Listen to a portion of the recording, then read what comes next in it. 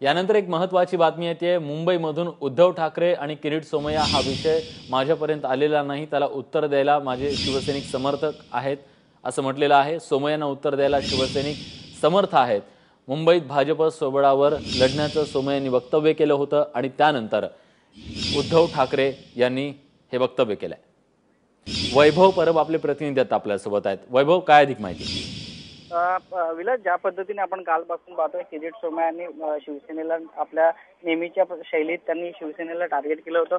मग महानगरपालिकेतला भ्रष्टाचार असेल किंवा शिवसैनिकातली आगामी निवडणूक असेल महानगरपालिकेची, ह्या सर्व अनुषंगाने शिवसेनेवर त्यांनी एक निशाणा साधला होता। पण याच अनुषंगाने आज उद्धव ठाकरेंना प्रश्न विचारण्यात आला की किरीट सोमय्या वारंवार शिवसेनेबद्दल बोलत आहेत, तुमची काय प्रतिक्रिया आहे? तर त्यावेळी बोलताना उद्धव ठाकरेंनी सांगितलं की किरीट सोमय्या हा जो विषय आहे तो माझ्यापर्यंत आलेला नाहीये, हा विषय माझे शिवसैनिकच सांभाळत आहेत आणि त्यांना उत्तर द्यायला माझे शिवसैनिक समर्थ आहेत असल्याची त्यांनी थेट नाव न घेता किरीट सोमय्यांना दखल न घेतल्याचं कुठेतरी त्यांनी दाखवलेलं आहे। विलास, धन्यवाद वैभव, तुम्ही दिलेल्या सगळ्या सविस्तर माहितीबद्दल। तेव्हा मुंबई महानगरपालिकेच्या निवडणुका जसजशा जवळ येत आहेत तसतसं भाजप आणि शिवसेना या दोन पक्षातल्या नेत्यांची वक्तव्य देखील पेटत आहेत।